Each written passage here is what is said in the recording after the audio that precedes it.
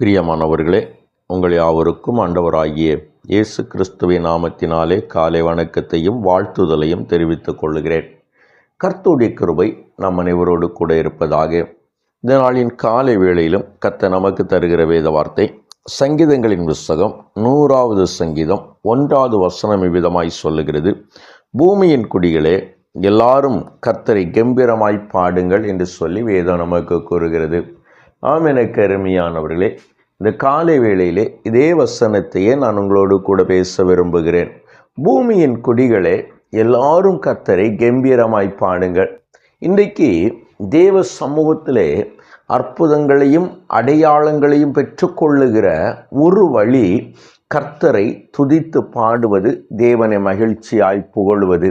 என்னை கேட்டுக்கொண்டிருக்கிற அன்பு தேவனுடைய திருச்சபையே, எங்கெங்கெல்லாம் தேவ ஜனங்கள் தேவனை புகழ்ந்து பாடினார்களோ, எங்கெங்கெல்லாம் தேவனுடைய கிருபையை புகழ்ந்து பாடினார்களோ, அங்கெல்லாம் அவர்கள் பெரிய வெற்றியை பெற்றார்கள் என்று பார்க்க முடிகிறது. இதோ அநேக வேளையிலே ஜெயத்தின் நடுவிலே பாடுகிற பொழுது சில சமயங்களிலே கட்டுகள் மத்தியிலும் வேதனைகள் மத்தியிலும் நாம் பாடுவோம் என்று சொன்னால், அது நம்முடைய வாழ்க்கையினுடைய வெற்றிகளுக்கும் நம்முடைய விடுதலைக்கும் அது வழிவகுக்கும் என்பதை ஒரு பொழுதும் நாம் மறந்து போக முடியாது.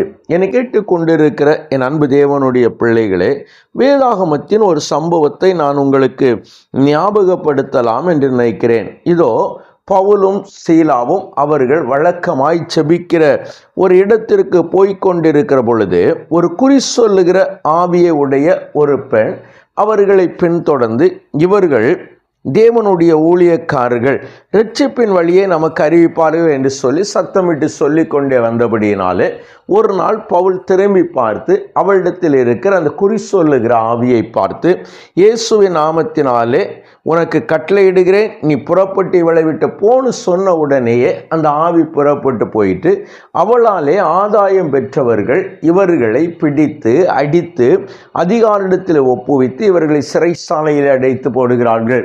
இப்பொழுது சிறைச்சாலை தலைவன் இவருடைய கால்களை தொழுமரத்திலே மாட்டி இவர்களை அங்கு மாட்டி வைத்திருக்கிற பொழுது, ராத்திரியிலே வேதம் இவ்விதமாய் சொல்லுகிறது, ராத்திரியிலே சோதரம் பவுலும் சீலாவும் ஜெபம் பண்ணி தேவனை துதித்து பாடினார்கள். காவலில் வைக்கப்பட்டவர்கள் அதை கேட்டு கொண்டிருந்தார்கள் என்று வேதம் சொல்லுகிறது. பாருங்கள், கட்டப்பட்டிருக்கிற ஒரு மனிதன் அநேக அடிகளால் அடிக்கப்பட்டு இதோ தொழுமரத்திலே மாட்டி வைக்கப்பட்ட இருவரும் பாட ஆரம்பித்த பொழுது சிறைச்சாலையில் இருந்தவர்கள் எல்லாம் கேட்டு கொண்டிருந்தார்களாம். அப்பொழுதுதான் சிறைச்சாலையின் அஸ்திபாரங்கள் அசையும்படியாக பூமி மிகவும் அதிர்ந்து உடனே கதவுகள் எல்லாம் திறந்து எல்லாருடைய கட்டுகளும் கலந்து போனது என்று வேதம் சொல்லுகிறது. ஆம், எனக்கு அருமையானவர்களே, ஒருவேளை கட்டுகள் கலந்து போக வேண்டும் என்று சொன்னால், கட்டுகளிலிருந்து விடுதலையாக வேண்டும் என்று சொன்னால், வேதம் சொல்லுகிறது கர்த்தரை கம்பீரமாய் பாட வேண்டுமாம்.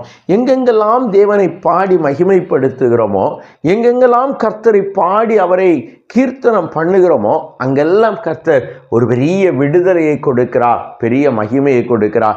எனவே இந்த நாளிலும் நாமும் அற்புதங்களையும் அடையாளங்களையும் பெற்றுக்கொள்ளும்படியாய், நம்முடைய கட்டுகளிலிருந்து விடுதலை பெற்றுக்கொள்ளும்படியாய், அல்லாவிட்டால் கட்டுகளிலிருந்து விடுதலை பெற விரும்புகிறவர்களுக்கு விடுதலையை பெற்று கொடுக்கும்படியாய் நாம் நம்முடைய ஜெபத்திலே தேவனை துதிப்பதும், நம்முடைய ஜெபத்திலே ஆண்டவரை பாடுவதும் நாம் இணைத்து கொள்வோம் என்று சொன்னால், இன்னும் அந்த ஜெபம் சிறைச்சாலையின் கதவுகளை அசைக்கத்தக்க வல்லமை உள்ளதாய், இன்னும் அந்த ஜெபம் கட்டுகளை கலற்றத்தக்க வல்லமை உள்ளதாய் அது மாறும் என்பதிலே சந்தேகமில்லை.